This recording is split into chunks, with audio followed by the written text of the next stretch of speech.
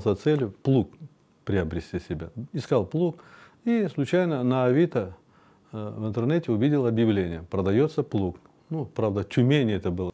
Договорились мы с ним, он мне отправил этот плуг. Когда по телефону разговариваем мы с ним, я говорю: как тебя зовут? Он говорит: Ромади, оказывается, казанский татарин, Равиль его зовут. Фотография была выставлена на Авито. Мне интересно, плуг этот понравился, такой деревянные колеса были, огромный такой плуг, древний такой плуг.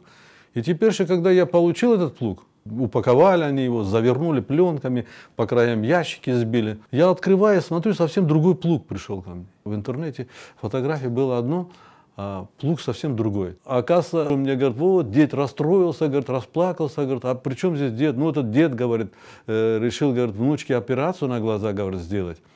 И вот решил, говорит, плуг продать. Да ты что? Я говорю: да, а как зовут, говорю, этот внучку Депсорадом? Да просто так уже.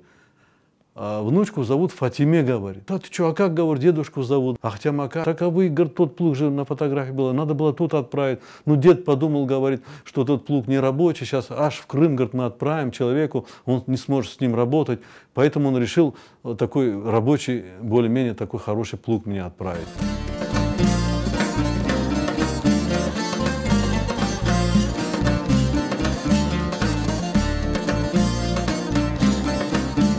Этот плуг 30-го года, там даже написано. Плуг, вот это вот детство мое, я же помню, как с этим плугом, арабаларнин, атларнин, ну, плуглар, кетрейлер, азбар, хазайлер, я помню все это, мне это интересно было. Ахтямага, ему 93 года тогда было. И вот он с этим плугом, оказывается, до последнего пользовались, они работали, картошку сажали. Это рабочий плуг, понимаете, свой отправили.